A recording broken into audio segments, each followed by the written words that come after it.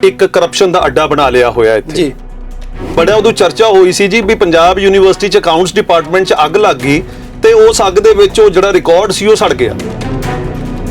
ਤੇ ਸਾਡਾ ਸਵਾਲ ਇਹ ਹੈ ਕਿ ਜੇ 95 ਦਿਨ ਲਗਭਗ 3 ਮਹੀਨੇ 5 ਦਿਨ 21 ਮਹੀਨਿਆਂ ਚੋਂ ਇਹ ਕਾਲਜ ਹੀ ਨਹੀਂ ਵੜੇ ਤਾਂ ਕਾਲਜ ਦਾ ਐਡਮਿਨਿਸਟ੍ਰੇਸ਼ਨ ਕਿਹਨੇ ਚਲਾਇਆ? ਪਰ ਜਿਹੜੀ ਯੂਨੀਵਰਸਿਟੀ ਇਹ ਕਹਿੰਦੀ ਰਹੀ ਹੈ ਕਿ ਜੀ ਵਿੱਤੀ ਘੱਟ ਹੈ, ਪੈਸਾ ਹੈ ਨਹੀਂ ਸਾਡੇ ਕੋਲ, ਤਾਂ ਉਹ ਆ ਲਿਸਟ ਹੈ ਜਿਹਦੇ ਵਿੱਚ ਲੱਖਾਂ ਰੁਪਈਆ TAD ਹੈ, ਜਿਹੜਾ ਕਿ ਮੈਂ within a day or two chancellor Jagdeep Dhankhar ji ਨੂੰ ਸਾਰੀ ਰਿਪੋਰਟ ਹੁਣ ਭੇਜਣ ਜਾ ਰਿਹਾ ਕਿ ਲੋਕੀ ਰਾਜਨੀਤੀ ਦੇ ਵਿੱਚ ਕਹਿੰਦੇ ਆ MLA ਬਣ ਗਿਆ ਜੀ, ਮਿਨਿਸਟਰ ਬਣ ਗਿਆ, ਪੈਸੇ ਬੜੇ ਆ, ਤੇ ਮੈਂ ਕਹਿੰਦਾ ਤੁਸੀਂ ਸੈਨੇਟ ਦਾ ਖੋਲ ਲਓ ਪਟਾਰਾ। ਤੁਸੀਂ ਕਹਿਤਾ, ਰੌਲਾ ਪਾਤਾ, ਲੋਕਾਂ ਨੇ ਸੁਣ ਲਿਆ ਜੀ, ਹਾਹਾਕਾਰ ਹੋ ਗਈ ਜੀ। ਹੋਰ ਕੁਝ ਹੋ ਕਿਸੇ ਗੱਲ ਲੱਗੂ ਕੰਡੇ? ਇਹ ਕਹਿੰਦੇ ਪੈਸੇ ਹੈ ਨਹੀਂ, ਜੇ ਪੈਸੇ ਹੈ ਨਹੀਂ ਤੇ ਫਿਰ ਦੱਸ ਦੇਣ 3-3 ਕਰੋੜ ਦੀਆਂ ਜ਼ਮੀਨਾਂ ਕਿੱਦਾਂ ਖਰੀਦੀਆਂ, 5-5 ਕਰੋੜ ਦੀਆਂ ਜ਼ਮੀਨਾਂ ਕਿੱਦਾਂ ਖਰੀਦੀਆਂ, 10-10 ਕਰੋੜ ਦੀਆਂ ਇਹਨਾਂ ਨੇ FDs ਕਿੱਦਾਂ ਕਰਾਈਆਂ ਹੋਈਆਂ।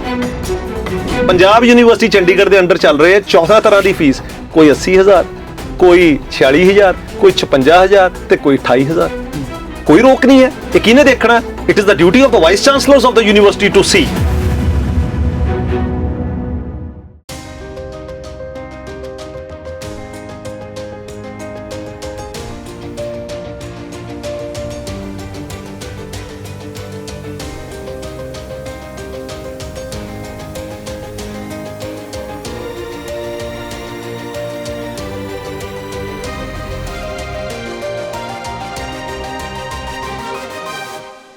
ਪ੍ਰਾਈਮ ਏਸ਼ੀਆ TV ਤੇ ਤੁਹਾਡਾ ਸਵਾਗਤ। ਮੈਂ ਹਾਂ ਆਨੰਦਪ੍ਰੀਤ ਸਿੰਘ। ਕਾਲਜਾਂ ਯੂਨੀਵਰਸਿਟੀਆਂ ਦੀ ਜਾਂ ਤਾਂ ਚੰਗੀ ਖਬਰਾਂ ਸੁਣੀਦੀਆਂ ਜਾਂ ਫਿਰ ਜਮਾਂ ਮਾੜੀਆਂ ਖਬਰਾਂ ਸੁਣੀਦੀਆਂ। ਜਦੋਂ ਚੰਗੀਆਂ ਖਬਰਾਂ ਆਉਂਦੀਆਂ ਨੇ ਤੇ ਸੱਭਿਆਚਾਰਕ ਪ੍ਰੋਗਰਾਮ ਹੁੰਦੇ ਨੇ, ਕੋਈ ਕਾਲਜ, ਕੋਈ ਯੂਨੀਵਰਸਿਟੀ, ਕੋਈ ਵਧੀਆ ਨੰਬਰ ਲੈ ਕੇ ਉਹਨਾਂ ਦੇ ਵਿਦਿਆਰਥੀ ਮੱਲਾਂ ਮਾਰਦੇ ਨੇ, ਤਾਂ ਵੀ ਖੁਸ਼ੀ ਹੁੰਦਾ ਹੈਗਾ ਮਨ।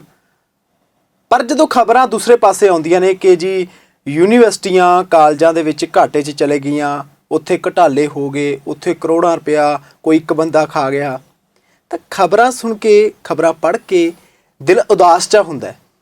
ਪ੍ਰੋਫੈਸਰ ਤਰੁਣ ਘਈ ਇਹ ਉਹ ਨਾਂ ਹੈ ਜਿੱਥੋਂ ਕਈ ਪ੍ਰਿੰਸੀਪਲ, ਕਈ ਪ੍ਰੋਫੈਸਰ ਤੇ ਕਈ ਉਹੋ ਜਿਹੇ ਬੰਦੇ ਜਿਨ੍ਹਾਂ ਨੇ ਕਿਤੇ ਮੇਚ ਦੇ ਥੱਲਿਓਂ ਲਏ ਦੇ ਹੋਣਗੇ 2-4 ਪੈਸੇ, ਉਹ ਬੜੇ ਡਰਦੇ ਨੇ। ਘਈ ਸਾਹਿਬ ਨੂੰ ਅਸੀਂ ਅੱਜ ਦਫ਼ਤਰ ਬੁਲਾ ਲਿਆ ਤੇ ਡਰਨਾ ਸਾਨੂੰ ਵੀ ਚਾਹੀਦਾ, ਕੀ ਪਤਾ ਕਦੋਂ ਆਟੇ ਪਾ ਕੇ ਸਾਡੇ ਖਿਲਾਫ ਵੀ ਹੋ ਜਾਣ। ਘਈ ਸਾਹਿਬ ਬਹੁਤ ਬਹੁਤ ਸਵਾਗਤ, ਸਤਿ ਸ਼੍ਰੀ ਅਕਾਲ। ਆਨੰਦ ਜੀ, ਪ੍ਰਾਈਮ ਏਸ਼ੀਆ ਦੇ ਸਾਰੇ ਦਰਸ਼ਕਾਂ ਨੂੰ ਮੇਰੀ ਸਤਿ ਸ਼੍ਰੀ ਅਕਾਲ ਜੀ। ਘਈ ਸਾਹਿਬ, ਡਰ ਬੜਾ ਲੱਗਦਾ ਤੁਹਾਡੇ ਤੋਂ। ਕਈ ਪ੍ਰਿੰਸੀਪਲ, ਕਈ ਪ੍ਰੋਫੈਸਰ ਉਹ ਕਹਿੰਦੇ ਕਿ ਘਈ ਸਾਹਿਬ ਸਾਡੇ ਮਗਰ ਹੋਈ ਫਿਰਦੇ ਨੇ, ਕੀ ਕਾਰਨ ਕੀ ਮੰਨੀਏ ਫਿਰ? ਨਹੀਂ ਆਨੰਦ ਜੀ, ਐਸੀ ਕੋਈ ਗੱਲ ਨਹੀਂ ਹੈਗੀ। ਐਕਚੁਅਲੀ ਹਾਇਰ ਐਜੂਕੇਸ਼ਨ ਦੇ ਵਿੱਚ ਅਸੀਂ ਕਦੀ ਨਹੀਂ ਸੀ ਸੁਣਿਆ ਕਿ ਇਹਦੇ ਵਿੱਚ ਵੀ ਘੁਟਾਲੇ ਹੁੰਦੇ ਨੇ ਜੀ। ਲੇਕਿਨ ਪਿੱਛੇ ਜੀ ਤੁਸੀਂ ਸੁਣਿਆ ਹੋਣਾ ਕਿ ਪੰਜਾਬ ਯੂਨੀਵਰਸਿਟੀ ਨੂੰ ਲੈ ਕੇ, ਉੱਥੇ ਦੇ ਖਾਸ ਕਰ ਵਾਈਸ ਚਾਂਸਲਰ ਨੂੰ ਲੈ ਕੇ ਅਖਬਾਰਾਂ ਦੇ ਵਿੱਚ ਰੋਜ਼ ਖਬਰਾਂ ਸੁਣਨ ਨੂੰ, ਦੇਖਣ ਨੂੰ ਮਿਲ ਰਹੀਆਂ ਨੇ ਜੀ।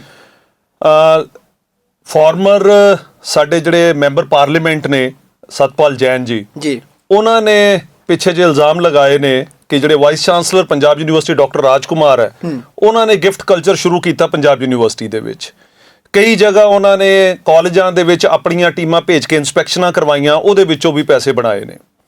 ਇਸੇ ਤਰ੍ਹਾਂ ਅਖਬਾਰਾਂ 'ਚ ਅਸੀਂ ਇਹ ਵੀ ਪੜ੍ਹਿਆ ਕਿ ਜਿਹੜੀ ਪੂਟਾ ਹੈਗੀ ਹੈ, ਪੰਜਾਬ ਯੂਨੀਵਰਸਿਟੀ ਦੀ ਟੀਚਰ ਐਸੋਸੀਏਸ਼ਨ ਹੈ, ਉਹਨਾਂ ਨੇ ਵੀ ਕੋਈ 10-15 ਪੇਜ ਦੀ ਇੱਕ ਚਿੱਠੀ ਪੰਜਾਬ ਯੂਨੀਵਰਸਿਟੀ ਦੇ ਚਾਂਸਲਰ, ਸਾਡੇ ਦੇਸ਼ ਦੇ ਉਪ ਰਾਸ਼ਟਰਪਤੀ ਜਗਦੀਪ ਧਨਖੜ ਜੀ ਨੂੰ ਪਾਈ ਹੈ, ਜਿਹਦੇ ਵਿੱਚ ਉਹਨਾਂ ਨੇ ਲਿਖਿਆ ਕਿ vice chancellor doctor Raj Kumar ਨੇ ਇੱਕ ਕਰਪਸ਼ਨ ਦਾ ਅੱਡਾ ਬਣਾ ਲਿਆ ਹੋਇਆ ਇੱਥੇ। ਉਸ ਤੋਂ ਬਾਅਦ ਕੱਲ ਪਰਸੋਂ ਇੱਕ ਸਾਡੇ ਕੋਲ ਚਿੱਠੀ ਮਿਲੀ ਜਿਹੜੀ ਕਿ ਵਾਇਰਲ ਹੋਈ ਹੈ, ਡਾਕਟਰ ਪ੍ਰਿਯਤੋਸ਼ ਨੇ ਪੰਜਾਬ ਯੂਨੀਵਰਸਿਟੀ ਚੰਡੀਗੜ੍ਹ 'ਚ। ਠੀਕ ਹੈ। ਉਹਨਾਂ ਨੇ ਵੀ ਚਾਂਸਲਰ ਸਾਹਿਬ ਨੂੰ ਚਿੱਠੀ ਲਿਖੀ ਹੈ ਤੇ ਉਹਦੇ 'ਚ ਉਹਨਾਂ ਨੇ ਕਿਹਾ ਜੀ ਵੀ ਇਕੱਲੇ ਵਾਈਸ ਚਾਂਸਲਰ ਕਿਉਂ, ਬਲਕਿ ਸਾਰੇ ਜਿਹੜੇ ਪੰਜਾਬ ਯੂਨੀਵਰਸਿਟੀ ਦੇ ਸੈਨੇਟ ਸਿੰਡੀਕੇਟ ਦੇ ਮੈਂਬਰ ਨੇ 2016 ਤੋਂ ਬਾਅਦ ਦਾ ਇਹਨਾਂ ਦਾ ਵੀ ਸਾਰੇ ਖਾਤੇ ਖੋਲ੍ਹੇ ਜਾਣ, ਪਤਾ ਲੱਗੇ ਕਿ ਇਹ ਗੈਸਟ ਹਾਊਸ ਬੁੱਕ ਕਰਾਉਂਦੇ ਰਹੇ ਨੇ, ਇਹਨਾਂ ਨੇ ਵੀ ਪੈਸੇ ਬਣਾਏ। ਇਹ ਸਾਰੀ ਜਾਂਚ ਦਾ ਵਿਸ਼ਾ ਹੈ, ਇਹਨੂੰ ਓਪਨ ਕੀਤਾ ਜਾਵੇ। ਕਈ ਸਾਹਿਬ ਇੱਥੇ ਰੋਕਣਾ ਚਾਹੁੰਦਾ ਤੁਹਾਨੂੰ, ਜਦੋਂ ਪਹਿਲਾਂ ਤੁਹਾਡੇ ਨਾਲ ਗੱਲ ਹੋਈ ਸੀ, ਤੁਸੀਂ ਕਿਹਾ ਸੀ ਕਿ ਸੈਨੇਟ ਦੇ ਵਿੱਚ ਕੋਈ ਪੈਸਾ ਨਹੀਂ ਹੈਗਾ, ਨਾ ਤਾਂ ਕੋਈ ਤਨਖਾਹ ਮਿਲਣੀ ਹੈ, ਨਾ ਕੁਝ ਹੋਰ ਹੋਣਾ ਹੈ, ਫਾਇਦੇ ਕਿਸੇ ਤਰੀਕੇ ਦੇ ਨਹੀਂ ਹੈ। ਪਰ ਅੱਜ ਇੱਕ RTI ਦੇ ਵਿੱਚ ਤੁਸੀਂ ਕਹਿ ਰਹੇ ਹੋ ਕਿ ਉੱਥੋਂ ਤੁਸੀਂ ਕਢਵਾਇਆ ਕਿ ਉੱਥੋਂ ਲੱਖਾਂ ਰੁਪਏ ਜਿਹੜੇ TADA ਉੱਥੋਂ ਕਢਵਾਏ ਗਏ ਨੇ, ਉੱਥੋਂ ਮਿਲੇ ਨੇ, ਉਹ ਕੀ ਕਹਾਣੀ ਹੈ? ਮੈਂ ਉਹੀ ਦੱਸਣ ਲੱਗਾ ਜੀ ਵੀ ਜਦੋਂ ਇਹ ਡਾਕਟਰ ਪ੍ਰਿਯਤੋਸ਼ ਨੇ ਪਾਈ ਚਿੱਠੀ ਤਾਂ ਉਹ ਮੇਰੇ ਕੋਲ ਵੀ ਆਈ, ਤਾਂ ਉਹਦੇ ਵਿੱਚ ਇਹ ਵੀ ਗੱਲ ਸੀ ਵੀ 2016 'ਚ ਬੜਾ ਉਦੋਂ ਚਰਚਾ ਹੋਈ ਸੀ ਜੀ ਵੀ ਪੰਜਾਬ ਯੂਨੀਵਰਸਿਟੀ 'ਚ ਅਕਾਊਂਟਸ ਡਿਪਾਰਟਮੈਂਟ 'ਚ ਅੱਗ ਲੱਗ ਗਈ ਤੇ ਉਸ ਅੱਗ ਦੇ ਵਿੱਚ ਉਹ ਜਿਹੜਾ ਰਿਕਾਰਡ ਸੀ ਉਹ ਸੜ ਗਿਆ। ਅੱਛਾ ਜੀ। ਮੈਂ 2019 ਦੇ ਵਿੱਚ ਅੱਜ ਤੋਂ 3 ਸਾਲ ਪਹਿਲਾਂ ਇੱਕ RTI ਪਾਈ ਸੀ ਤੇ ਮੈਂ ਪੰਜਾਬ ਯੂਨੀਵਰਸਿਟੀ ਤੋਂ ਰਿਕਾਰਡ ਮੰਗਿਆ ਕਿ ਜੀ ਮੈਨੂੰ ਜਿਹੜੇ ਪੰਜਾਬ ਯੂਨੀਵਰਸਿਟੀ ਦੇ ਸੈਨੇਟਰ ਨੇ, ਸਿੰਡੀਕੇਟ ਦੇ ਮੈਂਬਰ ਨੇ, ਇਹ ਕੀ ਸਵਾਲ ਪੁੱਛਦੇ ਨੇ, ਕਿੰਨੇ ਕੁ ਇਸ਼ੂਜ਼ ਰੇਜ਼ ਕਰਦੇ ਆ ਵਿਦਿਆਰਥੀਆਂ ਦੇ, ਟੀਚਰਸ ਨਾਲ ਰਿਲੇਟਡ, ਕਾਲਜਸ ਨਾਲ ਰਿਲੇਟਡ, ਔਰ ਦੂਸਰਾ ਮੈਨੂੰ ਇਹ ਵੀ ਇਨਫੋਰਮੇਸ਼ਨ ਦਿਓ ਵੀ ਇਹ ਕਿੰਨੀ TADA ਇਹਨਾਂ ਨੇ ਹੁਣ ਤੱਕ ਕਲੇਮ ਕੀਤਾ। ਤੁਸੀਂ ਹੈਰਾਨ ਹੋਵੋਗੇ, ਮੈਨੂੰ ਪਹਿਲਾ ਜਵਾਬ ਆਇਆ ਕਿ ਜੀ ਬਈ ਡਿਫਰੈਂਟ ਸਾਡੇ ਅਕਾਊਂਟਸ ਦੇ ਹੈਡਸ ਨੇ, ਤੁਸੀਂ ਦੱਸੋ ਤੁਹਾਨੂੰ ਕਿਹੜੇ ਅਕਾਊਂਟ ਦਾ ਰਿਕਾਰਡ ਚਾਹੀਦਾ। ਉਹਦਾ ਮਤਲਬ ਸੀ ਵੀ ਬੰਦਾ ਪਜ਼ਲ ਹੋ ਜਾਵੇ ਤਾਂ ਰਿਕਾਰਡ ਨਾ ਇਹਨੂੰ ਦੇਣਾ ਪਵੇ। ਮੈਂ ਜਵਾਬ ਲਿਖ ਕੇ ਭੇਜਤਾ ਕਿ as a layman I do not know anything about the functioning of the university. It is the duty of the registrar. Registrar ਦੀ ਇਹ ਡਿਊਟੀ ਹੈ ਕਿ ਉਹ ਸਾਰਾ ਡਾਟਾ ਕਲੈਕਟ ਕਰੇ ਔਰ RTI ਐਕਟਿਵਿਸਟ ਨੂੰ ਭੇਜੇ। ਠੀਕ ਹੈ। ਉਸ ਤੋਂ ਬਾਅਦ ਮੈਨੂੰ ਇੱਕ ਹੋਰ ਜਵਾਬ ਆਂਦਾ ਕਿ ਜੀ 2016 ਚ ਅੱਗ ਲੱਗ ਗਈ ਸੀਗੀ ਤੇ ਉਹ ਅੱਗ ਲੱਗਣ ਤੋਂ ਬਾਅਦ ਜਿਹੜਾ ਹੈਗਾ ਉਹ ਰਿਕਾਰਡ ਸੜ ਗਿਆ ਤੇ ਉਹ ਸਾਡੇ ਕੋਲ ਹੈ ਨਹੀਂਗਾ। ਮੈਂ ਰਜਿਸਟਰਾਰ ਸਾਹਿਬ ਨੂੰ ਮਿਲਿਆ ਜਾ ਕੇ ਯੂਨੀਵਰਸਿਟੀ, ਮੈਨੂੰ ਬੁਲਾਇਆ ਗਿਆ।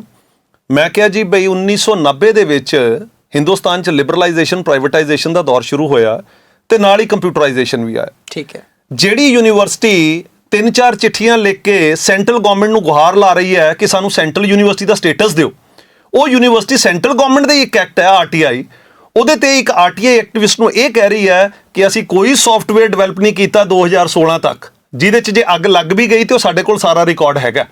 ਮੈਂ ਕਿਹਾ ਜੀ ਇਹ ਪੋਸੀਬਲ ਨਹੀਂ ਹੈਗਾ।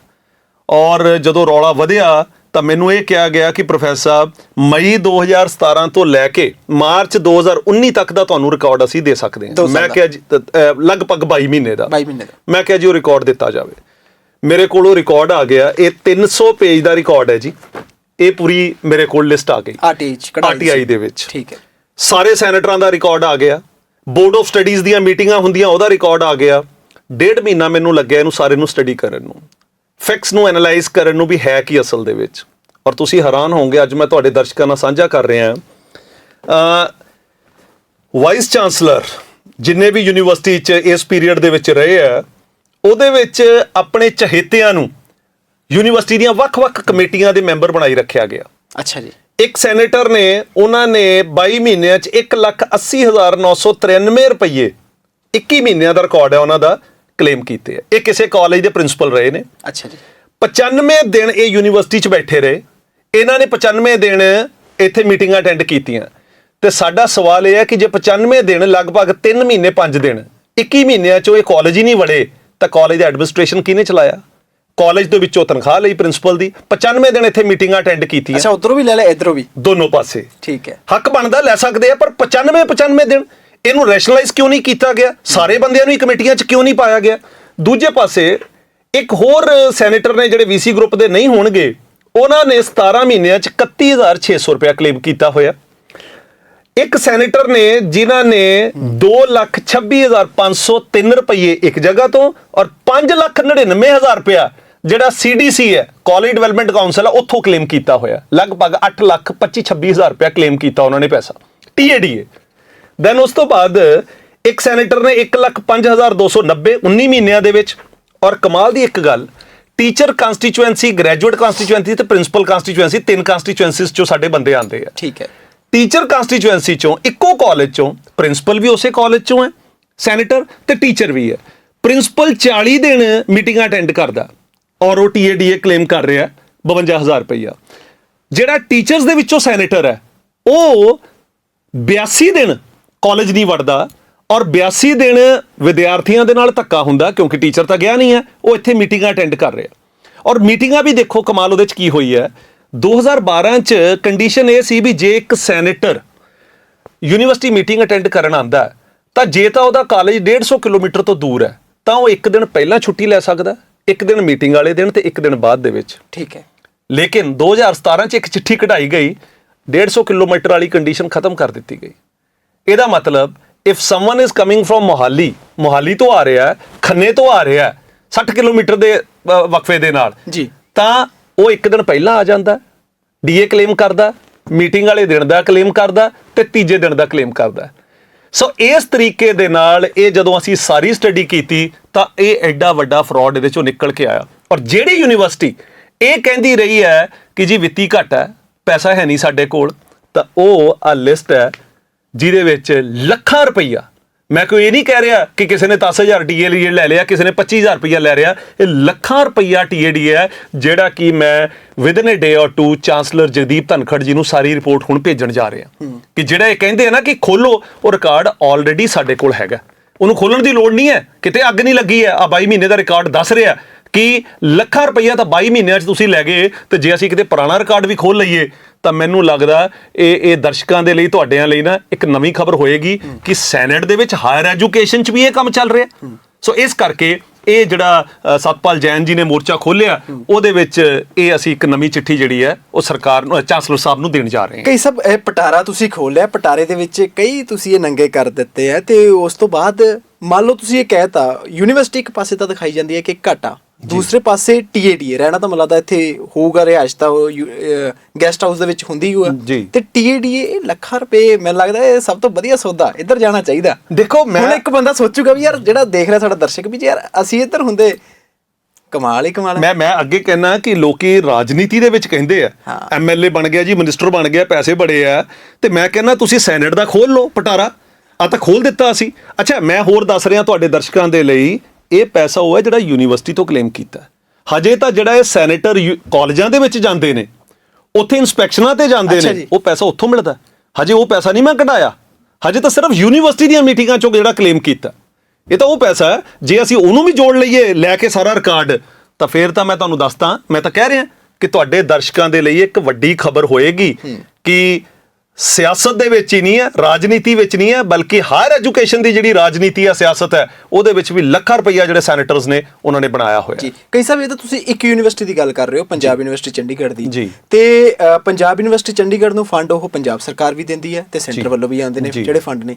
ਤਾਂ ਮੰਨ ਲਓ ਜੇ ਇਸ ਤਰੀਕੇ ਨਾਲ ਤੁਸੀਂ ਇਹ ਲਗਾਤਾਰ ਇੱਕ ਘਟਾਲੇ ਤੇ ਘਟਾਲਾ ਖੋਲੀ ਜਾਂਦੇ ਹੋ, ਤੁਸੀਂ ਉਜਾਗਰ ਕਰੀ ਜਾ ਰਹੇ ਹੋ, ਇਹ ਕਿਤੇ ਜਾ ਕੇ ਕਿਸੇ ਤਣ ਪੱਤਨ ਲੱਗੂ ਗੱਲਬਾਤ, ਤੁਹਾਨੂੰ ਆਸ ਉਮੀਦ ਹੈਗੀ ਹੈ, ਜਾਂ ਫਿਰ ਤੁਹਾਨੂੰ ਲੱਗਦਾ ਕਿ ਤੁਸੀਂ ਕਹਿਤਾ ਰੌਲਾ ਪਾਤਾ, ਲੋਕਾਂ ਨੇ ਸੁਣ ਲਿਆ ਜੀ, ਹਾਹਾਕਾਰ ਹੋਗੀ ਜੀ, ਹੋਰ ਕੁਝ ਹੋਊ, ਕਿਸੇ ਗੱਲ ਲੱਗੂ ਕੰਡੇ? ਦੇਖੋ ਆਨੰਦ ਜੀ, ਇਸ ਤਰ੍ਹਾਂ ਹੈ ਕਿ ਤੁਹਾਡੇ ਚੈਨਲ ਤੇ ਵੀ ਅੱਗੇ ਮੈਂ ਗੱਲ ਕੀਤੀ ਹੈ ਕਿ ਜਦੋਂ ਅਸੀਂ ਪੰਜਾਬ ਦੇ ਕਾਲਜਾਂ ਦੇ ਵਿੱਚ ਅਯੋਗ ਜਿਹੜੇ ਪ੍ਰਿੰਸੀਪਲ ਬਣੇ ਹੋਏ ਨੇ ਔਰ ਐਸੋਸੀਏਟ ਪ੍ਰੋਫੈਸਰ ਬਣੇ ਆ, ਉਹ ਮੁੱਦਾ ਅਸੀਂ ਚੱਕਿਆ ਸੀਗਾ। 1 ਜਨਵਰੀ 2022 ਨੂੰ ਮੈਂ ਚਿੱਠੀ ਲਿਖੀ ਸੀਗੀ ਸੈਕਟਰੀ ਹਾਇਰ ਐਜੂਕੇਸ਼ਨ ਨੂੰ। ਉਸ ਟਾਈਮ ਸ਼੍ਰੀ Krishna Kumar ji secretary higher education ਸੀਗੇ। ਗੱਲਬਾਤ ਸ਼ੁਰੂ ਹੋਈ, ਬੁਲਾਇਆ ਗਿਆ ਮੈਨੂੰ, 2-3 ਵਾਰੀ ਮੈਂ ਉੱਥੇ ਗਿਆ, ਤਾਂ ਉਹਨਾਂ ਨੇ 31 ਮਾਰਚ ਨੂੰ ਮਕੇਰੀਆਂ SPN ਕਾਲਜ ਦਾ ਜਿਹੜਾ ਪ੍ਰਿੰਸੀਪਲ ਸੀਗਾ ਸਮੀਰ ਸ਼ਰਮਾ, ਉਹਦੀ ਗ੍ਰਾਂਟ ਉਹਨਾਂ ਨੇ ਬੰਦ ਕਰ ਦਿੱਤੀ। 10 ਮਹੀਨੇ ਹੋ ਗਏ ਗ੍ਰਾਂਟ ਬੰਦ ਹੈ। ਠੀਕ ਹੈ। ਉਸ ਤੋਂ ਬਾਅਦ ਸਾਡੇ ਸਰਕਾਰ ਨਵੀਂ ਆਈ ਪੰਜਾਬ ਦੇ ਵਿੱਚ, ਮੰਤਰੀ ਮੀਤ ਹੇਅਰ ਜੀ ਨੂੰ ਅਸੀਂ 2-3 ਵਾਰੀ ਮਿਲੇ। ਜਦੋਂ ਮੈਂ ਮਿਲਿਆ ਤੇ ਮੈਂ ਉਹਨਾਂ ਨੂੰ ਸਾਰਾ ਰਿਕਾਰਡ ਦੱਸਿਆ। ਮੈਂ ਕਿਹਾ ਜੀ ਸਰਕਾਰ ਚਾਹੁੰਦੀ ਹੈ ਕਿ ਖਜ਼ਾਨਾ ਪੰਜਾਬ ਦਾ ਭਰਿਆ ਜਾਵੇ, ਜਿਹੜੇ ਕਿ ਪਿਛਲੇ ਸਾਲਾਂ ਦੇ ਵਿੱਚ ਇਹਦਾ ਡੱਕਾ ਖੋਲ੍ਹਿਆ ਗਿਆ ਔਰ ਉਹ ਖਜ਼ਾਨਾ ਰੋੜਿਆ ਗਿਆ। ਠੀਕ ਹੈ। ਤਾਂ ਮੈਂ ਕਿਹਾ ਉਹਨਾਂ ਨੂੰ ਸਰ ਕਿ ਇਹ ਜਦੋਂ 150 ਬੰਦਾ ਜਿਹੜਾ ਇਨਐਲੀਜੀਬਲ ਬੰਦਾ ਕਾਲਜਾਂ 'ਚ ਭਰਤੀ ਹੋਇਆ ਤੇ ਇਹਦੀ ਜੇ ਜਾਂਚ ਕਰਾ ਲਈ ਜਾਵੇ, ਔਰ ਕੱਲੀ ਇਹਨਾਂ ਦੀ ਨਹੀਂ, ਕਾਲਜਾਂ ਦੀ ਫਾਈਨੈਂਸ਼ੀਅਲ ਆਡਿਟ ਵੀ ਕਰਵਾ ਲਈ ਜਾਵੇ, ਤਾਂ ਬਹੁਤ ਕੁਝ ਦੁੱਧ ਦਾ ਦੁੱਧ ਪਾਣੀ ਦਾ ਪਾਣੀ ਹੋ ਜਾਏਗਾ। ਨਵੀਂ ਸਰਕਾਰ ਬਦਲਾਅ ਦੀ ਗੱਲ ਕਰਦੀ ਰਹੀ ਹੈ। ਬਦਲਾਅ ਦੇ ਕਰਕੇ ਉਹਨਾਂ ਨੇ 8 ਅਗਸਤ ਨੂੰ ਇੱਕ ਮੀਟਿੰਗ ਵੀ ਕੀਤੀ ਆਪਣੇ ਮਹਿਕਮੇ ਦੀ। ਮੀਟਿੰਗ ਦੇ ਵਿੱਚ ਸਾਰੇ ਅਖਬਾਰਾਂ 'ਚ ਅਗਲੇ ਦਿਨ ਆਇਆ ਕਿ ਮੰਤਰੀ ਮੀਤ ਹੇਅਰ ਨੇ ਜਿਹੜਾ ਹਾਇਰ ਐਜੂਕੇਸ਼ਨ ਦੇ ਕਾਲਜਾਂ 'ਚ, ਏਡਡ ਕਾਲਜਾਂ ਦੇ ਵਿੱਚ ਘੁਟਾਲੇ ਦੀ ਜਾਂਚ ਦੇ ਆਦੇਸ਼ ਦਿੱਤੇ। 16 ਅਗਸਤ ਨੂੰ ਕਮੇਟੀ ਬਣ ਗਈ, 5 ਮੈਂਬਰੀ ਕਮੇਟੀ ਬਣੀ, ਔਰ 5 ਮੈਂਬਰੀ ਕਮੇਟੀ 'ਚ ਕਿਹਾ ਗਿਆ ਵੀ ਇਹ ਜਿਹੜੇ ਪ੍ਰਿੰਸੀਪਲ ਨੇ ਇਹਨਾਂ ਦੀ ਜਾਂਚ ਕੀਤੀ ਜਾਵੇ। ਠੀਕ ਹੈ। ਬੁਲਾਏ ਗਏ ਉੱਥੇ ਚੇਅਰਮੈਨ ਵੀ ਤੇ ਪ੍ਰਿੰਸੀਪਲ ਵੀ, ਮੈਨੂੰ ਵੀ ਸੱਦਿਆ ਗਿਆ, ਸਾਰੇ ਕਾਗਜ਼ ਪੱਤਰ ਰੱਖ ਦਿੱਤੇ ਗਏ।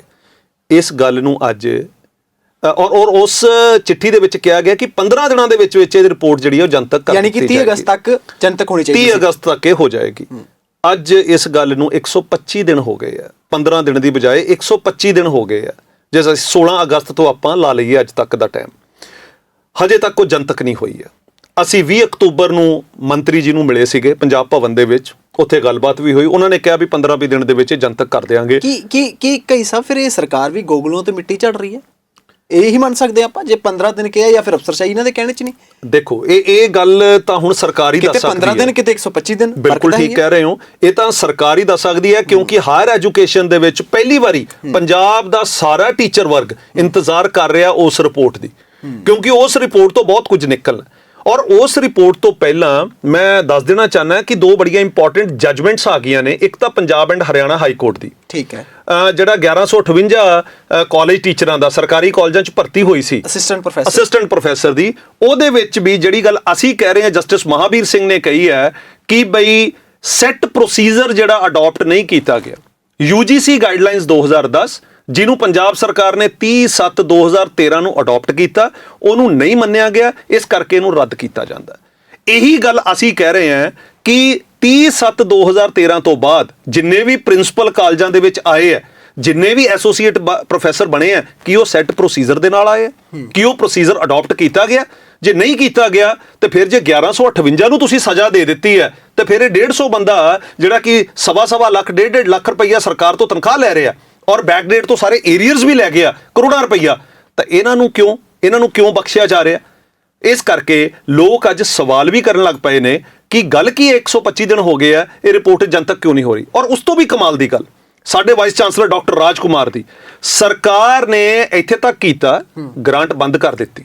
ਸਰਕਾਰ ਇਹੀ ਕਰ ਸਕਦੀ ਸੀ ਫॉर द ਟਾਈਮ ਬਿੰਗ, ਲੇਕਿਨ ਵਾਈਸ ਚਾਂਸਲਰ ਰਾਜ ਕੁਮਾਰ ਜਿਸ ਬੰਦੇ ਦੀ ਗ੍ਰਾਂਟ ਬੰਦ ਹੈ ਉਹਦੇ ਕਾਲਜ ਦੇ ਵਿੱਚ ਜਾਂਦੇ ਆ, ਉੱਥੇ ਇੰਟਰਜ਼ੋਨਲ ਯੂਥ ਫੈਸਟੀਵਲ, ਵੱਡਾ ਪੰਜਾਬ ਦਾ ਫੈਸਟੀਵਲ ਕਰਵਾਉਂਦੇ ਆ, ਉਸੇ ਅਯੋਗ ਪ੍ਰਿੰਸੀਪਲ ਦੇ ਨਾਲ ਸਟੇਜ ਸਾਂਝੀ ਕਰਦੇ ਆ ਔਰ ਪੰਜਾਬ ਸਰਕਾਰ ਨੂੰ ਇੱਕ ਮੈਸੇਜ ਦੇ ਰਿਹਾ ਵੀ ਜੋ ਕਰਨਾ ਕਰ ਲੋ, ਅਸੀਂ ਤਾਂ ਯੋਗ ਬੰਦਿਆਂ ਦੇ ਨਾਲ ਬੈਠੇ ਆ। ਇਹ ਮੈਸੇਜ ਹੈ। ਔਰ ਮੈਂ ਕੱਲ ਵੀ ਇੱਕ ਚਿੱਠੀ ਲਿਖੀ ਹੈ ਚਾਂਸਲਰ ਸਾਹਿਬ ਨੂੰ, 26 ਤਰੀਕ ਨੂੰ ਲੁਧਿਆਣੇ ਦੇ ਇੱਕ ਕਾਲਜ ਦੇ ਵਿੱਚ ਕਨਵੋਕੇਸ਼ਨ ਫੰਕਸ਼ਨ ਹੈ, ਉੱਥੇ ਦਾ ਪ੍ਰਿੰਸੀਪਲ ਵੀ ਅਯੋਗ ਹੈ, ਜਿਹਦੀ ਜਾਂਚ ਦੇ ਘੇਰੇ ਦੇ ਵਿੱਚ ਹੈ ਉਹ ਬੰਦਾ, ਉਹਦੇ ਕਾਲਜ ਦੇ ਵਿੱਚ ਵੀ ਸਾਂਝਾ ਕੀਤਾ ਜਾ ਰਿਹਾ 26 ਤਰੀਕ ਨੂੰ ਡਾਕਟਰ ਰਾਜ ਕੁਮਾਰ ਦੁਆਰਾ ਮੰਚ। ਸੋ ਇਹ ਰਾਜ ਕੁਮਾਰ ਵਾਈਸ ਚਾਂਸਲਰ ਜਿਹੜੇ ਨੇ, ਇਹ ਕੀ ਸੰਦੇਸ਼ ਦੇ ਰਹੇ ਨੇ ਪੰਜਾਬ ਸਰਕਾਰ ਨੂੰ? ਇਹ ਪੰਜਾਬ ਸਰਕਾਰ ਨੂੰ ਵੀ ਸੋਚਣਾ ਪਏਗਾ। ਸੋ ਇਸ ਕਰਕੇ ਸਾਨੂੰ ਇਹ ਲੱਗ ਰਿਹਾ ਕਿ ਪੰਜਾਬ ਸਰਕਾਰ, ਤੁਸੀਂ ਗੱਲ ਕੀਤੀ ਅਫਸਰਸ਼ਾਹੀ ਦੀ, ਅਫਸਰਸ਼ਾਹੀ ਨਹੀਂ ਚੱਲਣ ਦੇ ਰਹੀ। ਇਹ ਤਾਂ ਹੁਣ ਜਨਤਾ ਦੇਖ ਰਹੀ ਹੈ ਔਰ ਪੰਜਾਬ ਸਰਕਾਰ ਦਾ ਫੈਸਲਾ ਜਿਹੜਾ ਇਸ ਰਿਪੋਰਟ ਨੂੰ ਲੈ ਕੇ ਉਹ ਲੋਕਾਂ ਦੇ ਸਾਹਮਣੇ ਆਏਗਾ ਤੇ ਸਭ ਨੂੰ ਪਤਾ ਲੱਗ ਜਾਏਗਾ। ਕਈ ਸਾਹਿਬ ਆਖਰੀ ਸਵਾਲ ਹੈ, ਉਸ ਸਵਾਲ ਦੇ ਵਿੱਚ ਆਪਾਂ ਸਾਰੀ ਗੱਲਾਂ ਇਹ ਇਕੱਠੀਆਂ ਕਰਨੀਆਂ ਨੇ। ਇੱਕ ਪਾਸੇ ਸ਼ੁਰੂਆਤ ਦੇ ਵਿੱਚ ਮੈਂ ਕਿਹਾ ਕਿ ਕਾਲਜ ਘਾਟੇ ਦੇ ਵਿੱਚ ਜੀ, ਠੀਕ ਹੈ, ਤੇ ਕਈ ਦੇਖਿਆ ਗਿਆ ਪ੍ਰੋਫੈਸਰਾਂ ਨੂੰ ਤੇ ਤਨਖਾਹ ਨਹੀਂ ਮਿਲਦੀਆਂ, ਕਈਆਂ ਨੂੰ ਕਾਗਜ਼ਾਂ ਦੇ ਵੀ ਤਨਖਾਹ ਮਿਲਦੀਆਂ ਨੇ, ਪਰ ਜਿਹੜਾ ਹਕੀਕਤ ਦੇ ਵਿੱਚ ਉਹ ਉਸ ਤਰੀਕੇ ਨਾਲ ਤਨਖਾਹ ਉਹਨਾਂ ਨੂੰ ਨਹੀਂ ਮਿਲਦੀਆਂ, ਘਟਾ ਕੇ ਮਿਲਦੀਆਂ ਨੇ। ਇਹ ਸਾਰੇ ਮਸਲੇ ਨੂੰ ਤੁਸੀਂ ਕਿਵੇਂ ਦੇਖਦੇ ਹੋ? ਇੱਕ ਪਾਸੇ ਕਰੋੜਾਂ ਦਾ ਘਟਾਲੇ ਨੇ, ਕਿੱਥੇ ਕਿ ਜਾ ਕੇ ਅਸੀਂ ਖੜਾਂਗੇ?